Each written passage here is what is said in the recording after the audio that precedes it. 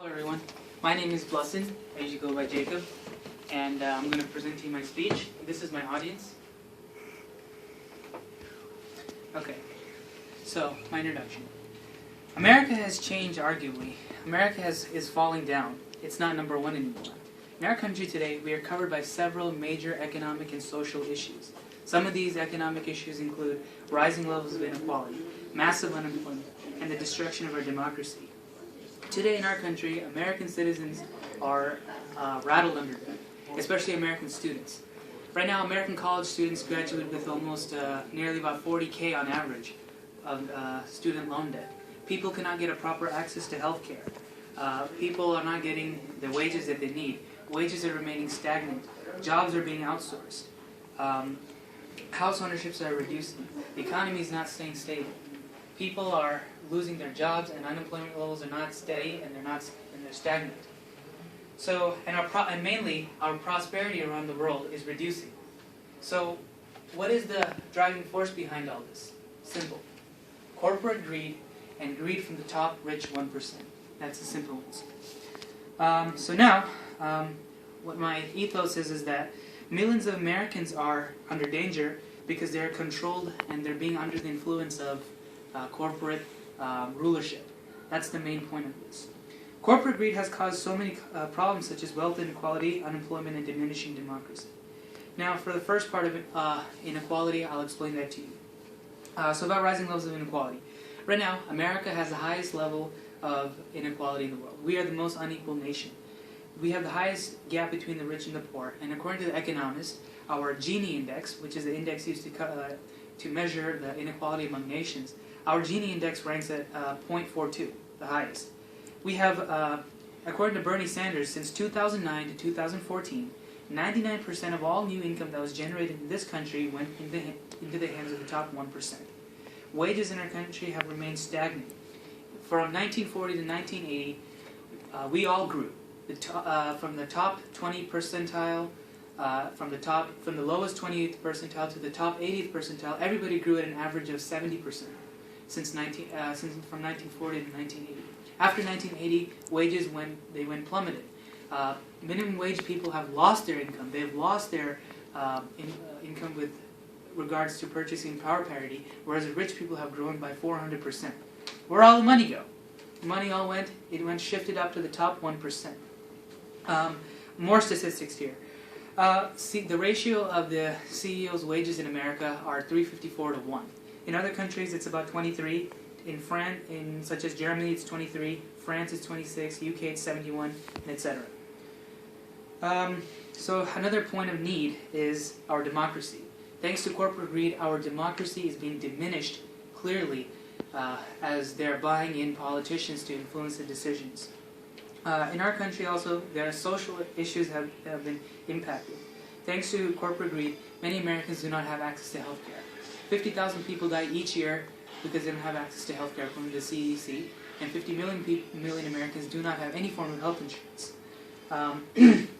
Today, the banksters are charging the crap out of college students because they want to make profit off their college loans. They're charging them interest rates about 10% and above. And then if we look at other statistics here, if you look at the average stress in the American today, Americans today, 40% of Americans do not get any form of paid vacation. They don't get any form of maternity leave, and they work longer hours. This is due to corporate greed. The corporations do not want to give any freedom or any type of benefit to the workers. They're busting unions and they're breaking everything. The next thing is the loss in our sovereignty of our nations. If you look at America today and compare it to the 1950s, we have clearly fell down. In 1950, we were number one in manufacturing. We show the world in how well we were in manufacturing. We were known as a land of opportunities. Ever since economic policies to benefit the corporate greed, such as NAFTA and Ronald Reagan's repeal of the import tax, caused all our jobs to overseas to China and went outsourced to China, India, Cambodia, Vietnam, you name it. And other countries have followed our model that we used in the 1940s to the 1970s to rebuild their economy. China is copying our same model, and they're beating us at our own game. And and back to our democracy, what I was mentioning earlier. Our democracy is being diminished clearly by the rich. This is by acts like Citizens United.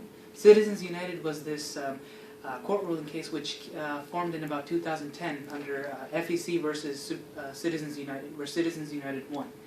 In this court case, it ruled that corporations are people, money is free speech, and corporations can spend as much as they want in elections. Ever since this came, corporations got so much power, they bought the politicians who they want for their interests. This does not represent democracy. This is just making our nation look like a plutocracy, and it's just looking us into shame. So, for example, many of our politicians have got contributions from Goldman Sachs. Many of our politicians have got contributions from Bank of America, and etc. How has this led to a serious issue? So right now, corporations have full control over their tax rates. You can think about it. You've only made maybe within $100,000 a year, the average American, at least on average.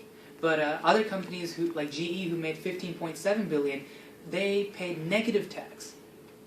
What is that? What does it mean by negative tax? They got a rebate from us. We paid them $235 million back. This is only able to happen because corporations got control over the lobbyists to influence the tax rates.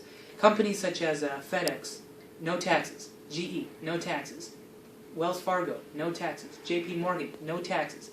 Bank of America, no taxes. This has led to a higher deficit, and it has led to a higher national debt. This is a very, and the reason why I say this is a big loss to our sovereignty is because our nation is known for creating many ideals to democracy. Democratic ideals such as popular sovereignty, which was created by thinkers like John Locke, developed this. Popular sovereignty was this idea that the principle of the authority of government is created and sustained by the consent of its people through their elected representatives. And this is a country where democracy was government for the people, by the people, and of the people, quoted by Abe Lincoln. Teddy Roosevelt warned us about how big banksters would take a rule over this country if they were given a lot of power. This is a serious issue. So, now what can we do about this? Thanks to our Constitution, we are protected by our First Amendment rights, which gives us the freedom to protest against such activities. We have seen this in many situations where workers have protested against big corporations to get better benefits, and they've won. We can do this, and we can become a better nation by reversing such policies. We want to be known as a land of opportunities. It's going to be tough, but since they have a lot of power, but it's still possible. Now, to conclude, though America, we can consider is now losing its sovereignty, there are many things we can do. We can vote against them. We can vote them from taking in power. We are the majority. If this is a democracy where we can vote and choose the power of the people, we have the ability to do that. We are the 99%. We can be the top 1%. We are the majority, and we must do all we can to prevent them from getting too much power. Thank you for listening to my speech. I hope you enjoyed it.